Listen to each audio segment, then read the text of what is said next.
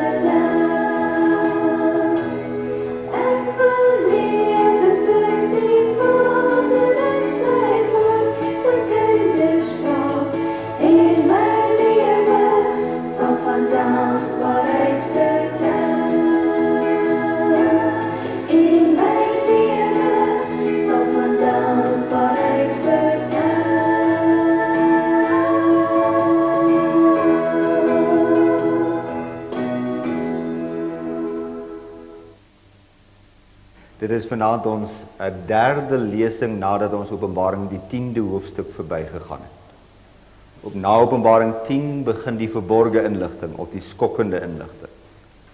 Vanaand se lesing is weer eens 'n baie skerp lesing. Die opskrif van Openbaring die 17de hoofstuk is die hoervrou. Ek wil julle herinner aan die aand toe ons Openbaring 12 vir u gedoen het. Openbaring 12 begin wat ons net hierna gaan lees, die rein vrou. Die derde vers van Openbaring 12 vertel vir ons, sy word beveg deur die draak met die 7 koppe en die 10 horings. Ons het 'n volle lesing hieraan gewy. Die rein vrou, die rein volgelinge, word beveg deur die draak met die 7 koppe en die 10 horings.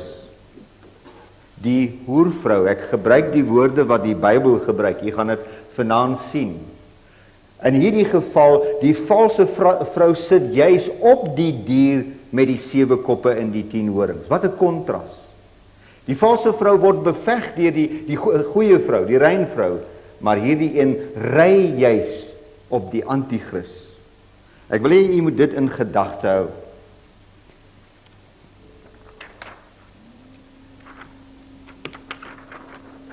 Ons begin dan eers Openbaring 12 vers 1 se inleiding te lees, 'n groot teken, dit wat jy nou net gesien het.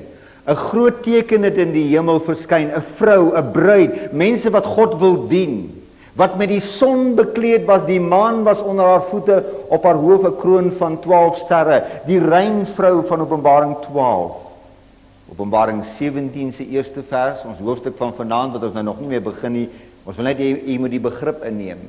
En een van die 7 engele met die 7 skale het gekom en met my gespreek en vir my gesê, dis die engele wat nou net die 7 laaste plaae verduidelik het. Nou ons het dit nog nie met u gedoen nie, maar na die 7 laaste plaae verduidelik was, het die Here besef dat hy weer eens hierdie probleem voor u en my moet lê. Daarom sê hy, nadat dit verduidelik was, sê hy, kom hierheen, ek sal jou toon die oordeel van die groot hoer wat op baie waters sit. En terwyl ons vanaand die vrou simbool met u gaan doen, wil ons hê dit moet vars in die geheue bly, dat die vrou die kerk, die volgelinge voorstel. Luister na 1 Korintiërs of 2 Korintiërs 11 vers 2. Want ek is jaloers oor julle met 'n goddelike jaloersheid, want ek het julle aan een man verbind om julle as 'n reine maag voor Christus te stel. Christus die bruidegom, die vrou simboliek, u ken dit eintlik baie goed. Ek wou net hê dat u dit weer moet sien. Openbaring 12 is die rein vrou. Openbaring 17 wat ons vanaand gaan doen, is die valse vrou. Kom ons begin dan nou met Openbaring die 17de hoofstuk. Een van die 7 engele met die 7 skale het gekom en met my gespreek en gesê, kom hierheen, ek gaan jou nou toon die oordeel, en nou is die eerste ding wat u vanaand moet inneem, die groot hoer wat op baie waters sit. Hier word die vrou wat veronderstel is 'n kerk te wees, 'n hoervrou genoem. Ek gaan vanaand nie die volume afdraai nie. As die Bybel die terminologie gebruik, dan gaan ons dit gebruik. Sy sit op baie waters. Wat probeer die woord sê? Dat hierdie groot kerk sit op baie waters. Luister wat sê die 15de vers. En hy het vir my gesê, die waters wat jy gesien het, wat hierdie hoer op sit, is volke, is menigtes, is nasies en tale. Ek wil u die vraag vra, hoe groot is hierdie hoervrou? Hoe groot is hierdie valse kerk? Is sy klein of bestaan sy uit volke, menigtes, nasies en tale? Is sy klein of is sy groot? Die waters wat ons gesien het, wat hierdie hoer op sit, is volke, is menigtes, is nasies en tale. Dit wat ons vanaand moet ontleed, wat die Bybel vir ons gaan doen, is nie 'n maklike saak nie. Die valse vrou is wêreldwyd, 'n menigte van nasies. Ons het 2 verse, so pas klaar. Wat sê die tweede vers van Openbaring 17? Hierdie hoervrou, wat op baie water sit, met wie die konings van die aarde, wie is die konings van die aarde? Die regeerders, die Margaret Thatchers, die John Majors, die F.W. de Klerks, die Mandelas. Die Bybel gaan ons iets vertel, wat gaan die houding van die leierskap van die wêreld wees teenoor hierdie vrou? Met wie die konings van die aarde gehoreer het. Onthou, hierdie is die valse vrou en die konings van die aarde beweeg saam. En die bewoners, ons het nou by die leiers gekom, nou kom dit by u en my. Die bewoners van die wêreld het dronk geword van die wyn van haar hoerery. Van wie hierdie groot valse kerk, die leer wat daar vandaan gekom het, is u en ek se verstande omtrent wat die Bybel werklik sê, verduister. Die Bybel sê, ons is dronk daarvan. U en ek het dronk geword.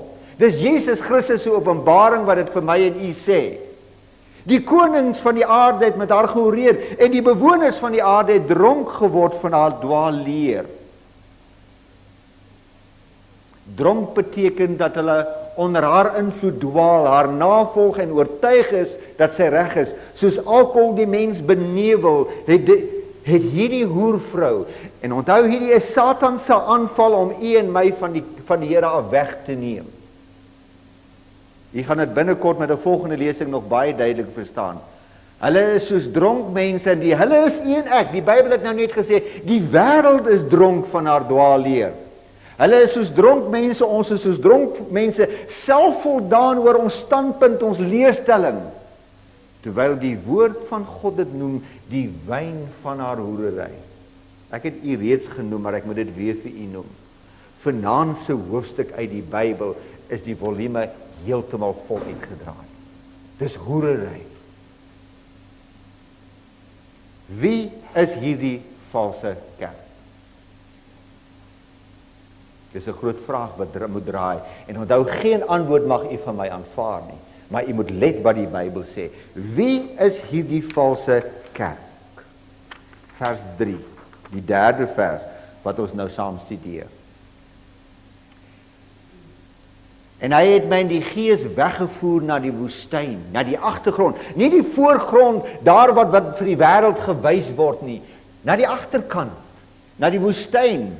Ek het hierdie vrou sien sit op die skarlakenrooi dier, vol godslastelike name, met 7 koppe en 10 horings. Onthou jy nog die simboliek? Sy sit op die anti-kris, die draer. Het hy ingeneem? Hierdie vrou sit en word gedra deur die anti-kris. Wie is hierdie valse kerk? Dit is die kerk wat ontstaan het na die val van die 4de ryk. Onthou jy hoe ons vir u die ryke gedoen het?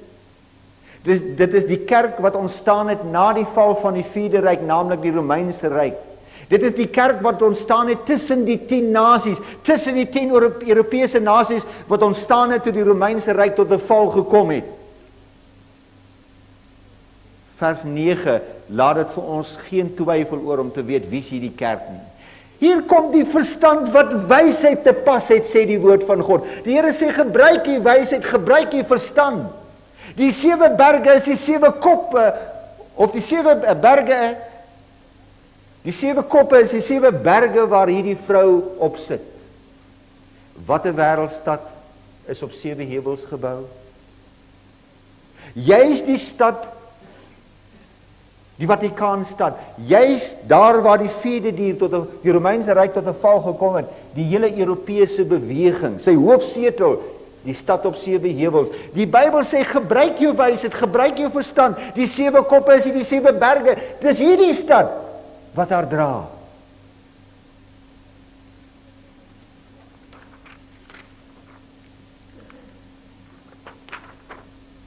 Ons het dit verlede week Woensdag met u gedoen, die Katolieke Kerk, die grootmoeder van die valsheid. Die vers wat ek nou vir u gaan lees, dink ek is die krasste vers wat ek van weet wat in die Bybel staan. Onthou vers 9 het nou net gesê, gebruik jy verstand. Dis sy wat op die 7 heuwels sit. Luister na hierdie woorde. Op haar voorhoof was 'n naam geskrywe.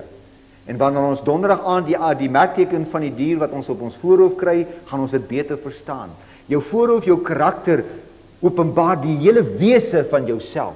Wat is op haar voorhoof geskrywe? Weet jy wat staan in Openbaring 18 vers 7 wat ek nie vir jou ingeplaas? Sy sê sy's die bruid. Ek is nie 'n weduwee nie. Ek is Christus se bruid. Maar weet jy wat sê die Bybel hier? Op haar voorhoof was 'n naam geskrywe. Die Bybel sê daar staan verborgenheid. 2 Tessalonisense 2 vers 7, die verborgenheid van die ongeregtigheid. Dis 'n leuen wat sy sê. Sy's nie die bruid nie. Verborgenheid. Sy's die groot Babylon. Sy's die moeder van die hoere, van die gruwels van die aarde. Kan nie glo dit is 'n teks wat uit die Bybel uitkom? 'n Teks wat vir ons die valse kerk wil omskrywe. Op haar voorhoof was 'n naam geskrywe, verborgenheid, groot Babylon. Die moeder van die hoere, van die gruwels van die aarde. Ek dink Jesus wil dit sterk sê dat dit ons kan bereik. As dit nie so kras gestel word nie, sal ons toelaat dat dit verby ons gaan, want hierdie inleiding en ook hierdie inligting is haas onaanvaarbaar vir ons as mens. Ons het mos die geaardheid, wanneer iets sterk na jou kom, dan laat jy dit verby jou glip. Maar as die volume so hard gedraai is, dan moet ons hoor. Dis die moeder van die hoere, van die gruwels van die aarde. Sy's 'n moeder. En jy kan nie 'n moeder wees as jy nie kinders het, as jy nie volgelinge het nie. En hier wil ek vir u herinner aan Openbaring 13 vers 3, vers 4 en vers 8 wat ons nou die dag met u gelees het. Openbaring 13 vers 3, die laaste sinsnede sê, die hele wêreld het verwonderd agter haar aangegaan. As die Bybel vanaand sê die hele wêreld, wat is u en ek so uniek dat dit almal wees, maar nie ek nie. Ek is nie mislei nie. Ek is nie een van die wat saam in die hele wêreld gaan nie. Dis so, ons wil dit so graag glo. Maar ek wil jy herinner daaraan, die Bybel sê, hoeveel van die wêreld is deur haar mislei? Hoeveel van die wêreld het dronk geword van haar dwaalleer? Die hele wêreld. Openbaring 13 vers 8 sê, al die bewoners van die aarde aanbid haar. Sy is 'n moeder.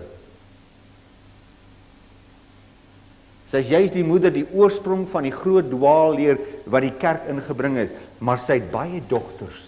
Sy het baie dogters. Die antwoord is, die anti-kris is die pausdom.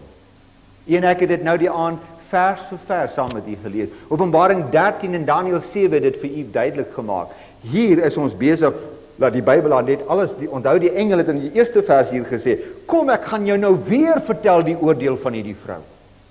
Hierdie is 'n opsomming wat ons vanaand kry uit Openbaring 17. Ek gaan jou weer vertel van die vrou en van die dier met die 7 kop en die 10 horings, vers 7 wat ons net nog gaan lees. Sy is 'n samestelling van die heidendom en die Christendom. Ons gaan dit net in vers 10 en 11 sien.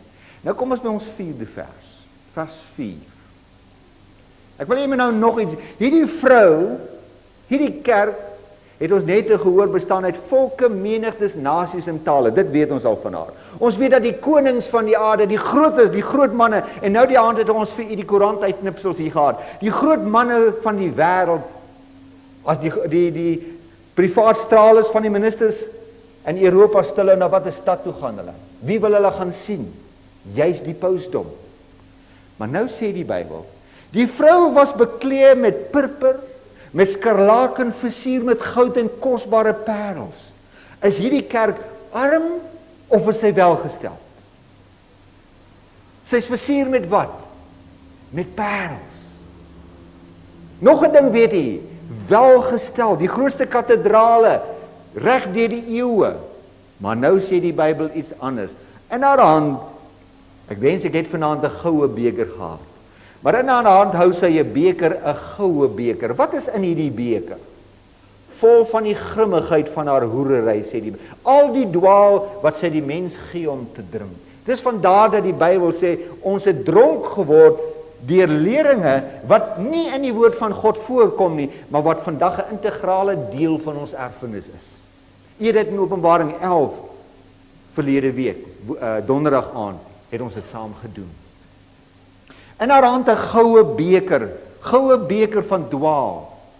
Dit word geleer in die grootste universiteite en inrigtings, die grootste professore en dokters, ja, alle leerstellings wat sy oorsprong nie uit die woord van God het nie. Onthou hierdie is vanaand 'n samevatting, die enkel is vanaand van u wat nou net inskakel. Onthou dat ons al reeds by die 17de hoofstuk trek. Daar is baie inligting wat u nog nie saambas en ingesien het nie. Tog het sy daarin geslaag om hierdie heidense leerstellings in te burger in die Christelike wêreld. Dis deel van ons erfenis. Daarom sê die wêreld ons is dronk van dwaalleer. En ek wil nou 'n beginsel, ek wil vanaand wat ons in Openbaring 11, die studie wat ons gedoen het oor die heidendom wat die kerk binnekom, ek wil vanaand hierdie dinge wat sy ingebring het 'n bietjie uitmekaar uithaal, want u en ek is as mens is lief vir sensasie. En ons wil graag hierdie dinge uitmekaar uithaal dat u die hoofpunte kan raak sien en die sekondêre punte, dit wat primêr is en dit wat sekondêr is. Dit was haar hele beweging, dit was begin deur Jesus se moeder Maria 'n tussenganger of 'n goddelike wese te maak. Onthou, die Romeinse ryk het keiser aanbidding gehad. Die keiser se moeder was die Guadalupe of die Juno of die Isis genoem, 'n gode moeder. Ja, en toe Konstantin al sy soldate dwing om gedoop te word. Toe die heidendom en die kerk saamsmelt, het die heiden onmiddellik gevra, wie is die Messias, wie is die keiser nou? En die groot Messias, die nuwe keiser wat hulle nou sou moes aanbid is Jesus Christus. toe die Romeinse godsdienst nou geword het, die Rooms-Katholicisme, die Christelike beweging, was die logiese vraag wat die heiden gevra het, maar as dit die keiser is, as dit die Christus is, dis dit die verlosser is, wie sy Guadalupe? En dis waar die Maria beeld gekom het. Hulle het begin deur vir haar 'n goddelike wese te maak. En ek wil hê jy moet onthou, dit is lynreg teen die tweede gebod. So dit is 'n ernstige geval. Onthou, Maria was 'n dierbare mens wat God uitgekies het, maar sy was net soos Petrus, sy was net soos Paulus, soos Jesaja, soos Daniel, maar hulle het haar geneem en van haar, soos dat in hulle gebruike was, 'n Guadalupe gemaak. Dit was lynreg met die tweede gebod. Nou wil ek dit so 'n bietjie uitmekaar het al verder. So was ook die ongetroude priester, die Babyloniese priester. Vandag is die katholieke priester ook ongetroud. Hulle het hulle tempelmaagde gehad. Ons het ons nonne vandag. En ons wil nie hê dat hierdie mense moet oordeel nie. Daar is pragtige mense in hierdie hele beweging wat net soos, onthou, al die mense is dronk van dwaalleer. Ons wil nie vanaand 'n vinger wys na 'n katoliek nie. Hulle is net sulke goeie mense soos u en ek. Dieselfde as ons kom by Kersdag. Kersdag is eintlik die geboorte van Tammuz. Wat ons vandag vier is die geboorte van Jesus. En ek moet onthou, dit is glad nie Jesus se geboortedag nie, maar ons is nie hier om almal te veroordeel wat dit doen nie. Dit is nie 'n Bybelse gebod wat oortree word nie. Ek wil hê jy moet vanaand onderskei tussen dit waar Satan sy aanval. Satan het 'n klomp dinge ingebring om dit in te kleur meer, maar daar is sy hoofaanvalsmetodes was op die wet van God. Ek wil net hierna dit vir u wys. Die Bybel is baie presies oor die instellings wat God van ons verwag. Daar was 'n groot dwaal om Maria as 'n godin in 'n godin te verander of aanbiddingswaarde te gee. Die Kersfees is geen probleem nie, in die sin dat dit nie 'n gebod van God is nie. Kom ons kom by die non. Luister, Paulus self was ongetroud. Die ongetroude priester is besorg oor die dinge van die Here, hoe hy die Here kan behaag. Maar die getroude is besorg. Al wat ek vir julle met hierdie twee tekste wil sê is, Paulus self het hom van die huwelik onthou om sy hele lewe daaraan te gee. Jy moet die agtergrond hiervan reg begryp. Maar die grootste aanval wat die Bybel uitlig, die grootste instelling of standaard lewensreël is die 10 gebooie. Die profesie lig dit uit dat die een kardinale punt wat die pausdom sy oorlog teen sou voer, sou teen die wet van God wees en hy sou die wet van God verander. En vanaand wil ek vir u iets wys reg aan die begin van die Bybel. Ek het vir daar op die doek Genesis 2 vers 1 tot 3. Genesis 1 bring die verhaal, die eerste dag het die Here dit geskape, die hele skepingsweek. Maar nou wil ek hê, jy moet besef, die oomblik toe die Here die skepping, die mens daar gestel het, die hele skepping voltooi het. Ek wil u vra, wat is die eerste versoek wat God nou tot die mens rig?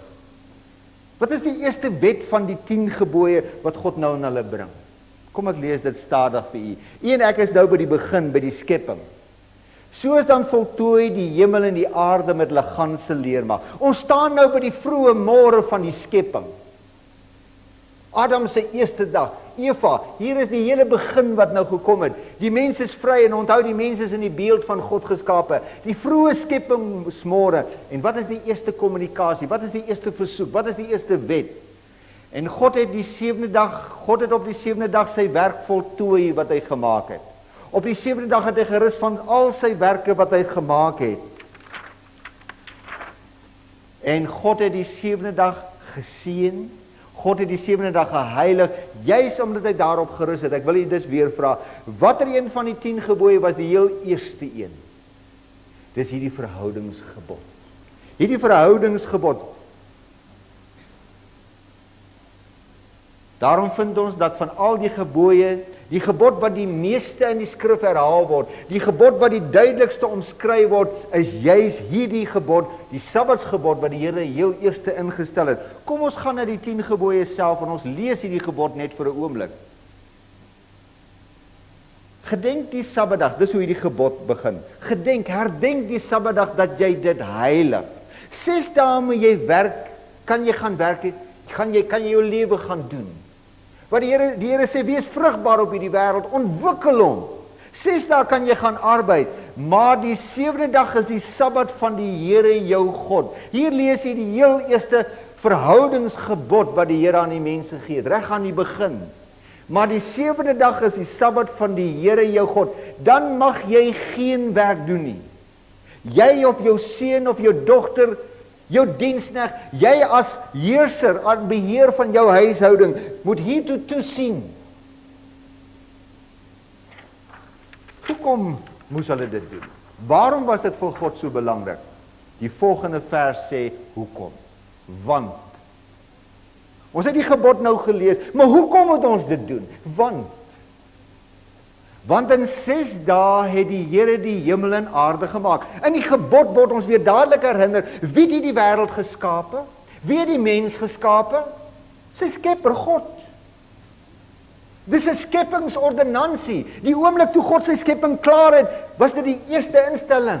Hoekom moet ons dit doen? Dit is 'n skepingsinstelling, dit was die heel eerste instelling, want in 6 dae die Here die hemel en die aarde gemaak, die see en alles wat daarin is, en hy het op die 7de dag het hy gerus. Daarom, hierdie vers het begin, want, en daarom het hy die Sabbatdag geseën en dit geheilig. En u weet, dat ons die studie gedoen het oor die Antichrist, Openbaring 12 vers 17, Daniël 7 vers 25, was daar verkondig, voorspel, dat die pausdom die tyd van die wet van God sou verander. Die 10 gebooie, jy kan die 10 gebooie ontleed. Daar is net 1 gebod in die 10 gebooie wat tydsgebonde is. Die 7de gebod sê jy mag nie egbreek nie, daar is geen tyd in hom nie, daar is nie 'n tyd waar jy mag egbreek en 'n tyd waar jy nie mag, daar's nie 'n tydsbeperking daar. Jy mag altyd nie egbreek nie, jy mag altyd nie steel nie. Jy moet altyd jou vader en jou moeder eer. Dis 'n lewensbeginsel. Daar is net 1 gebod wat 'n tyd het, en dis die 4de gebod. 6 dae moet jy gaan arbei, maar die 7de dag is die Sabbat van die Here. En die Bybel sê 2600 jaar gelede al dat hierdie tyd van die gebod sou verander. En die hele wêreld vandag, dis nie meer die 7de dag nie, dis die eerste dag. Presies dit wat die Bybel voorspel het. Ja, vir 6 dae kan ons sake gaan afhandel, maar die 7de dag behoort aan ons Skepper. Luister hoe die Here dit deur Esegiel vir ons sê, Esegiel 20 vers 12 en 20. Daarby het ek ook by Sabbate aan julle gegee. Hoekom het die Here die Sabbat aan ons gegee? Om 'n teken te wees. Die woord wat hier as teken vertaal word, kan net sowel as 'n seël, die bewys. Daarom het ek ook my Sabbate aan julle gegee, om 'n teken te wees tussen my en julle, dat hulle, die ander kan weet, dat ek die Here is wat julle geheilig het. Dis ek wat jou klippad vir jou uitgehaal het, dis ek wat jou nuut gemaak het, en as hierdie wet in jou hart ingeplant is, en jy kom en jy sê, doen die hele gebod, dan sê die Here, nou kan jy almal sien, ek as God het jou geseën. Kom ons kyk hoe sê die volgende verse. En heilig my Sabbate. Hulle sal 'n teken wees tussen my en julle, dat julle kan weet, dat ek die Here julle God is. Dis ek wat hierdie woord vir jou sal laat lewe. Jy sal skielik oë hê wat kan sien. Hoe lank verlang jy nie om die Bybel te verstaan nie? Daarom sê Jesus in Johannes 14 vers 19 en 21 en 23, as jy my gebooie het en dit bewaar, dan weet ek jy het my lief. Dan gaan ek en die Vader kom en in jou nou kom woning maak. Nou sal jy oë hê wat kan sien, ore wat kan hoor. Die wêreld, die Bybel sal vir jou oopgaan. In jou sal daar nou 'n innerlike lewensmotivering wees wat jy vroeër nie geken het nie. Kom ons kom na Jesus toe hy op hierdie aarde was. Wat was Jesus? Onthou mense, ons is op die oomblik besig met die goue beker vol dwaalleer. Wat was Jesus se gewoonte toe hy op hierdie aarde was? Lukas 4 vers 16. Toe kom hy in Nasaret waar hy opgevoed was. Nasaret is vandag een van die grootste stede in Israel. Toe kom hy in Nasaret waar hy opgevoed was. En soos hy gewoond was. Wat was Jesus se gewoonte toe hy op die aarde gewandel het? Soos hy gewoond was, gaan hy op die Sabbatdag aan die sinagoge en staan op om te lees. En daardie spesifieke dag het Jesus nog die boek Jesaja oopgemaak en vir hulle gelees. Wat was Jesus se gewoonte? Was hy op die Sabbat saam met die Here? Kom ons gaan na Paulus. Paulus die groot sendeling.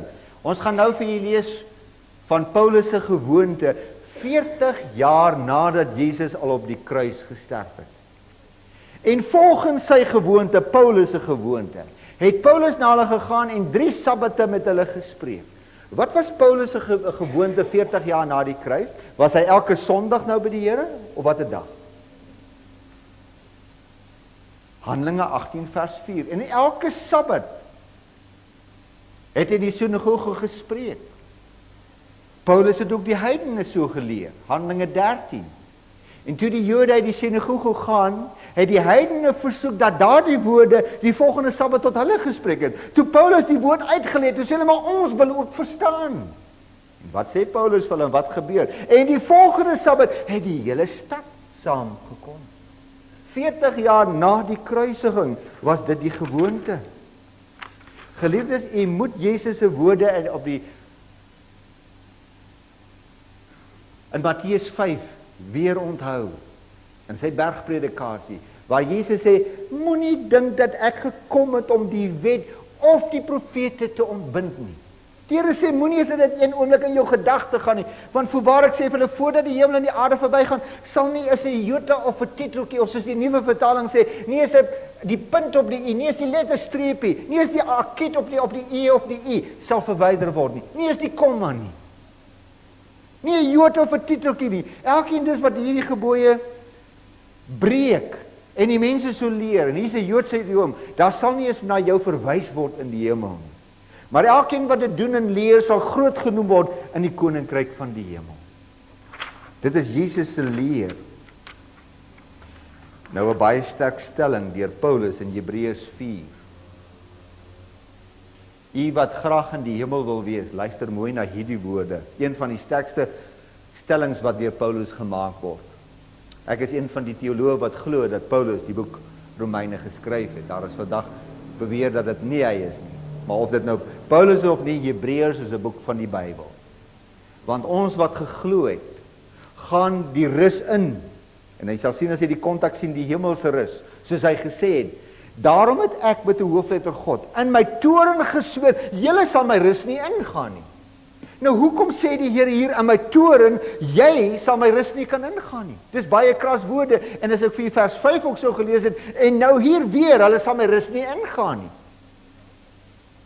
Alhoewel sy werke van die grondlegging van die wêreld al volbring is. Van die grondlegging van die wêreld af het God 'n plan van verlossing gehad, as die mens wat 'n vrye keuse gehad het en het in sonde sou val wat hy wel gedoen het, het God 'n plan gehad, Jesus sou kom sterf. Ja, Maria Magdalena, wat in egbreek betrap is. Die vrou by die put wat met 5 man saam geleef het, hulle het vergifnis gekry. Daar is 'n verlossingsplan. Daar is nie 'n rede waarom een van u en ek nie die hiernamaals kan beerwe nie. Maar hier sê die Here, ek sê my toorn, jy sal nie kan ingaan nie, al is daar 'n verlossingsplan, al is daar van die grondlegging van die wêreld af 'n plan gewees. Waaroor is hierdie punt so kras? Want, wat is die rede? Want hy het erns van die 7de dag so gespreek. En God het op die 7de dag van sy werke gerus. Wanneer het God van sy werke gerus? Reg aan die begin by die skepping. Hierdie vers verwys ons terug reg na die skepping. Vers 3 het nou net gesê, in my toorn sê die Here, jy sal nie kan ingaan nie. Al het ek 'n plan van die grondlegging van die wêreld af, want hy het erns van die 7de dag so gespreek. En God het op die 7de dag van sy werke gerus. Daar's vers 5. En nou hier weer, jy sal my rus nie ingaan nie. Hierdie vers 4 wat na die Sabbat verwys. Vers 3 voor hom het gesê, jy sal nie kan ingaan nie. Vers 5 na vers 4 sê dit ook. Want hy het erns van die, en weet dit is interessant, dit wys net die waarheid van Openbaring 17. Openbaring 17 het vanaand 'n baie sterk stelling gemaak. En ek hou nie van die woorde Openbaring 17 nie, want dit is Jesus Christus se openbaring. Jesus het gesê die wêreld is dronk van dwaalleer. Al wat ek op hierdie oomblik doen, is ek staan die tekste uit die Bybel en lees. Maar tog, soos die Bybel tereg gesê het, hierdie inligting gaan soet in die mond wees, maar hoe gaan dit op die maag voel? Dis woorde, dis versoeke van God, maar tog, omdat ons dronk van dwaalleer is dit amper te skerp vir ons. Geliefdes, die wêreld is mislei. God het dit toegehou, maar in sy genade, hy noem dit 'n goeie boodskap. Maak hy dit nou? Al wat ek doen, ek lees verse uit die boek wat daar langs u bed elke aand lê.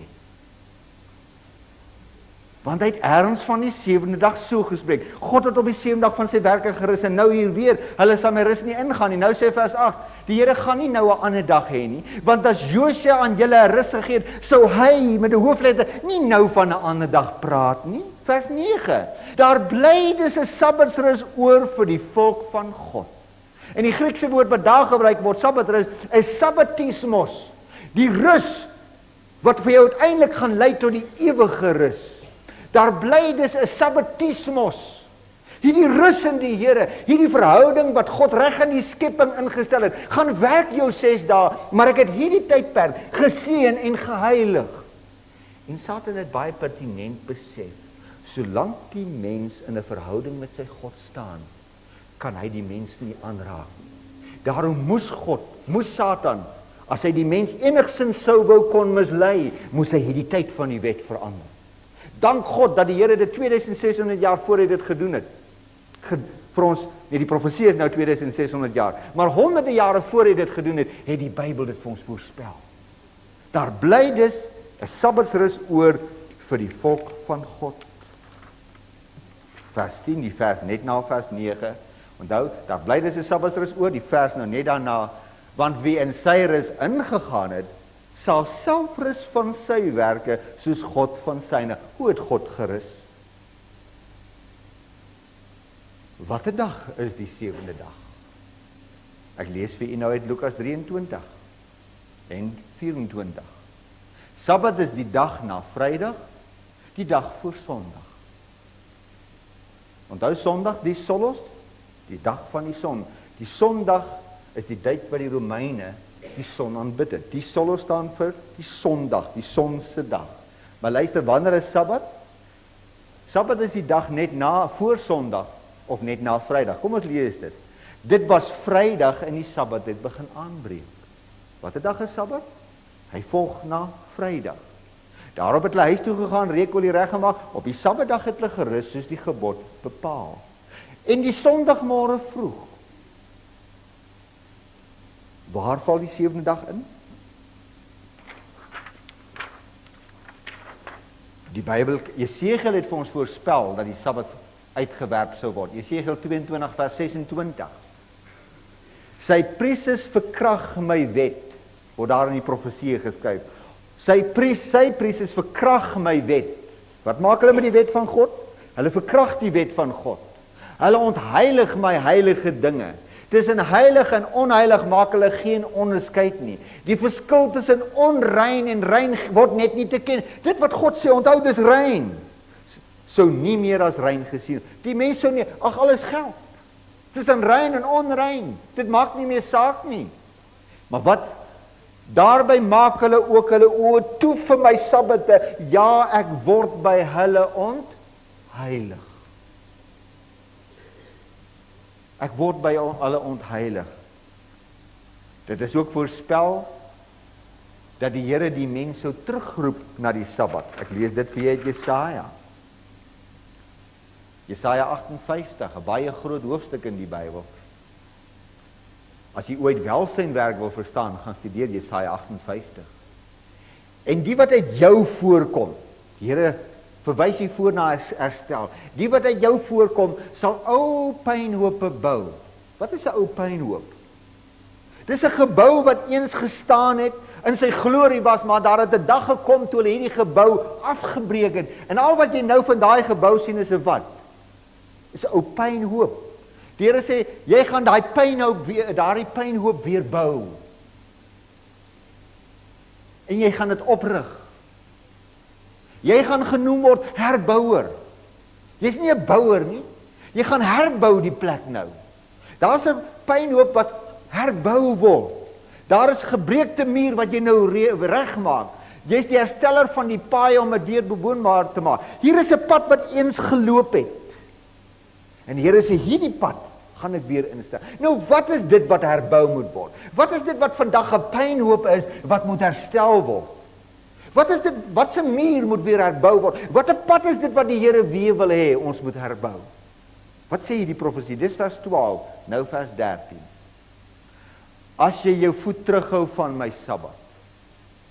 Nie jou sake op my heilige dag doen nie. As jy die Sabbat 'n verlustiging noem, ek lees nou uit die boek wat langs u bed lê.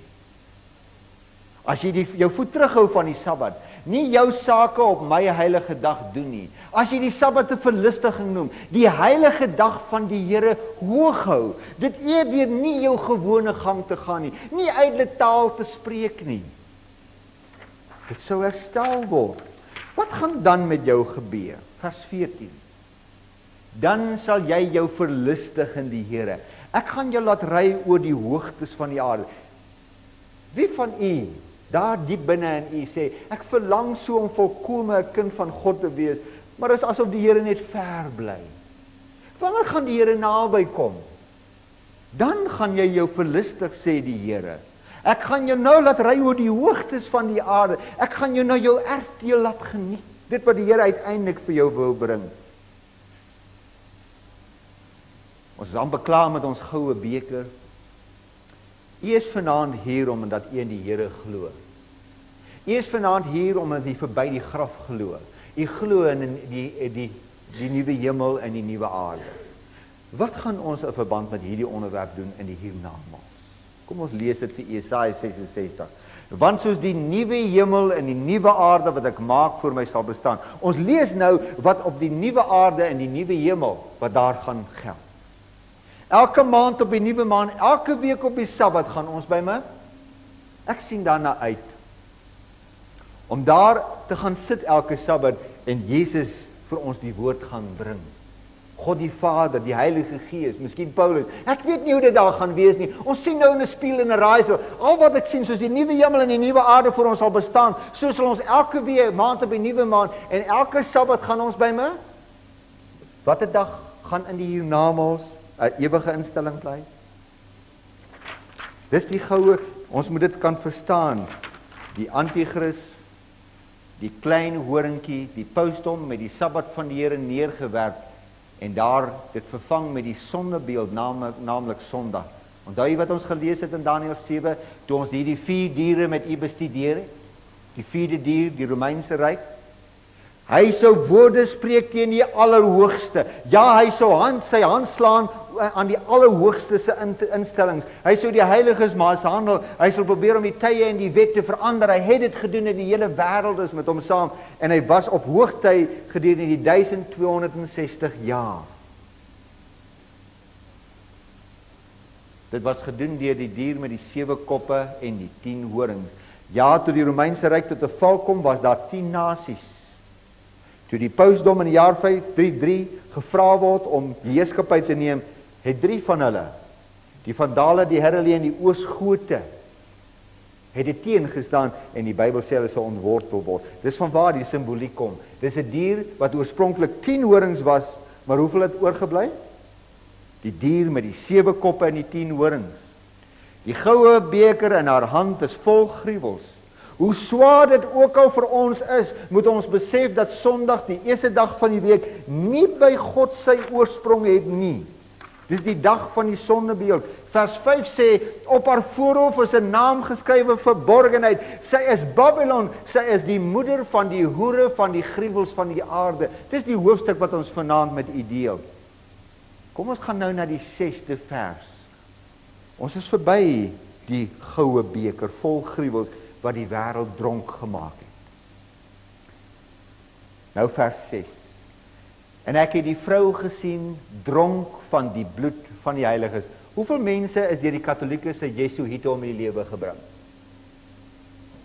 Die historiese of die geskiedskrywers sê tussen 50 en 70 miljoen. Hier sê Jesus, onthou, hulle is dronk van die bloed van die heiliges. En toe kom die Here in Johannes in hierdie hoofstuk en hy wys aan Johannes hierdie vrou. En toe Johannes hierdie valse kerk sê wat die Here nou die hele tyd gesê het, hoervrou, toe dog hy dit is iets verskriklik wat hy gaan sien. Toe hy haar sien, ek het my uiterbate verwonder toe ek haar sien. En jy gaan net hierna sien, die engel was baie ongelukkig. Toe Johannes amper onder haar glorie kom, toe Johannes amper beïnvloed word, of liewer dan, hy verwonder hom vra. Want hy het gedink dit is so sleg. Maar dit kom so goed voor. Onthou jy die woorde van Matteus 24 vers 24? Johannes het hom verwonder. Die Here waarsku, daar gaan valse Christusse, valse profete opstaan. Hulle gaan groot tekens en wonders doen, as dit moontlik is tot die uitverkorenes te kan mislei. Dit lyk so goed.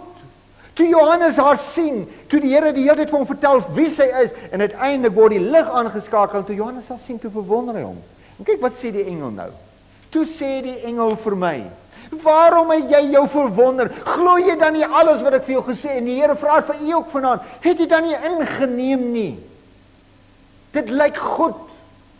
Dit is gehul in goue beker. Welgesteld. Ek sal jou die verborgenheid nou vertel van hierdie vrou. En mense, ek hoop jy het nog so 'n bietjie energie. Ek het nie my horlosie aan nie, ek weet nie hoe laat dit is nie. U kyk nou, ek kan gelukkig nie sien nie. Ek gaan nou die moeilikste gedeelte afhandel, maar dit gaan hopelik nie lank wees nie. Want die Bybel sê, ek gaan jou nou, die Here sê, hy gaan nou vir ons, die verborgenheid van hierdie vrou vertel, en van die dier, met die 7 koppe en die 10 horings, wat haar dra. Is u gereed daarvoor?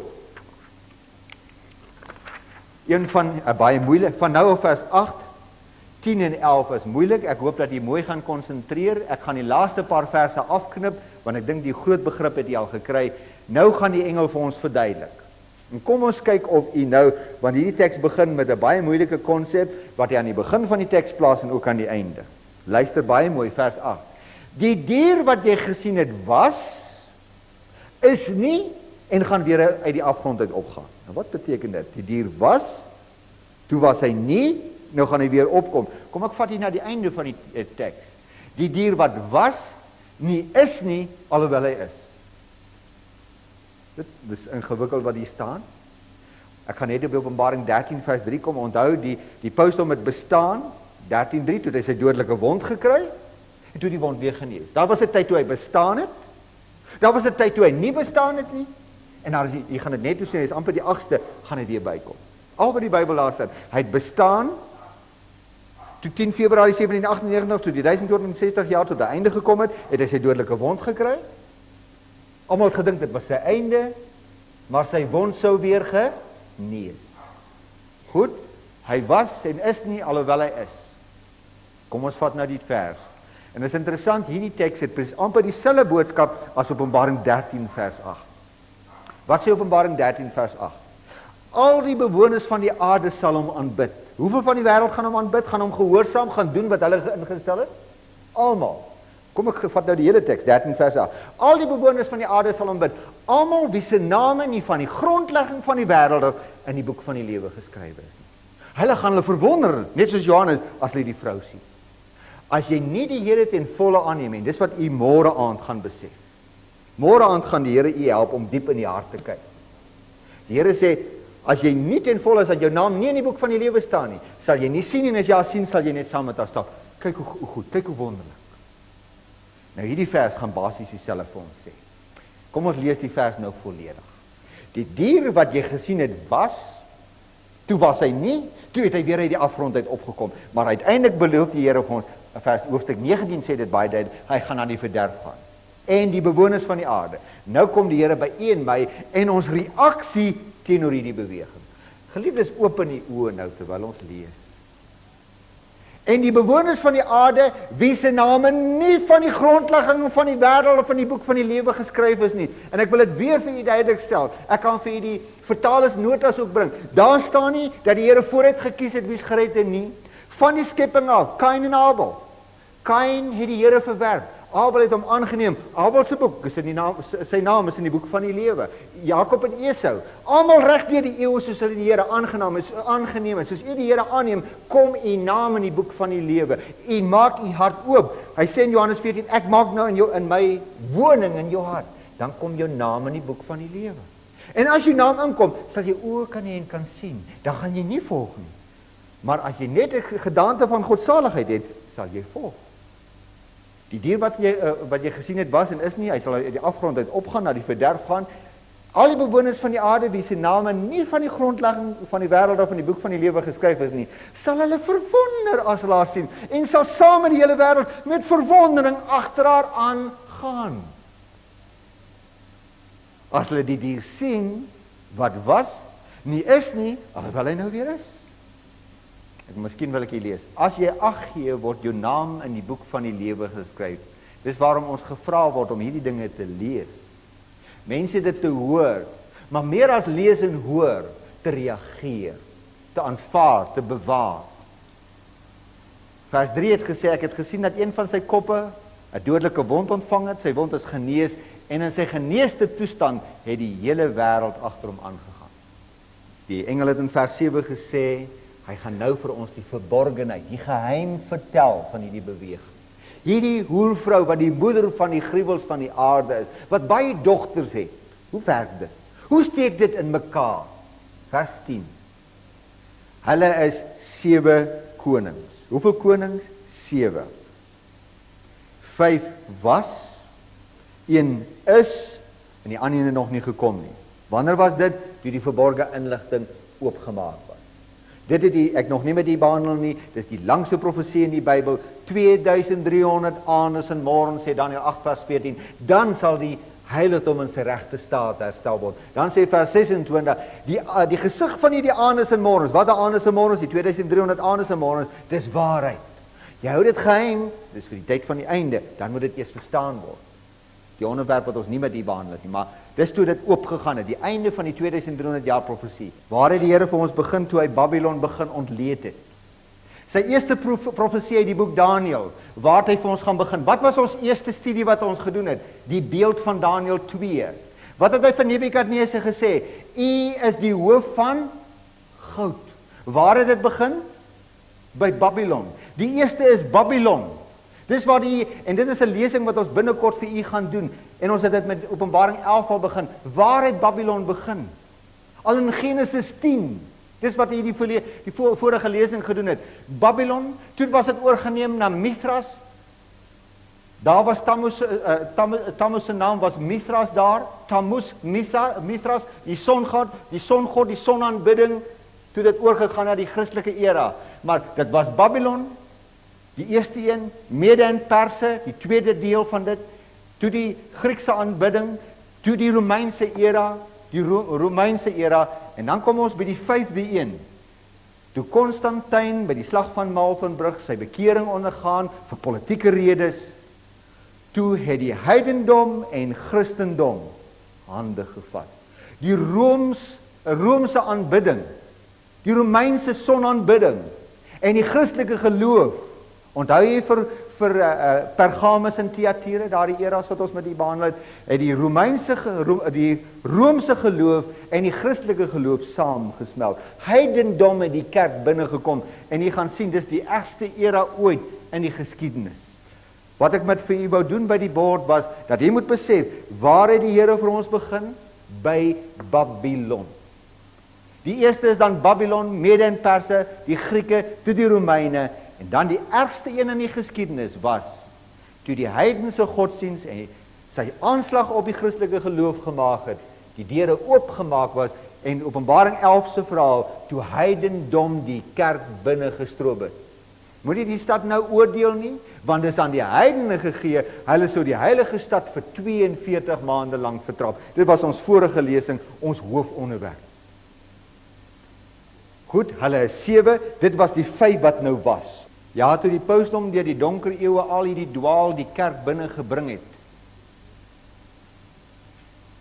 Die wêreld dronk gemaak het met dwaalleer, was die verborgde inligting nog gesluit. Die wêreld het nie geweet nie. En u en ek gaan môre aan die antwoord kry, waarom het God hierdie dinge vir ons verborge gehou? Hoekom het ons dit nie vooruit geweet? Hoekom hoor ons nou eers? Hoekom wil God die verborgde inligting nou eers oopmaak? Daarom wil ek vir u, het ek hierdie blokkie vir u bygesit. Jy moet besef, toe die voortrekkers, u en ek se voorsate, met hulle ossewaantjies hierdie land mak gemaak het, toe hulle 16 Desember vir die God van die hemel vra, wees by ons, was die verborgde inligting nog gesluit, het hulle geweet van al die dinge? Nee. Kan hulle skuldig gehou word daarvoor? Nee. Onwetend sondig? Nee. Jy moet bietjie daar wie was al by Bloedrivier se monument, daar die eysterwaans wat vandag daar staan. Het jy al daardie plaas daar in die binneste plek gaan lees. Jy moet hom eendag gaan doen, wat hulle skryf daar van die Sabbat.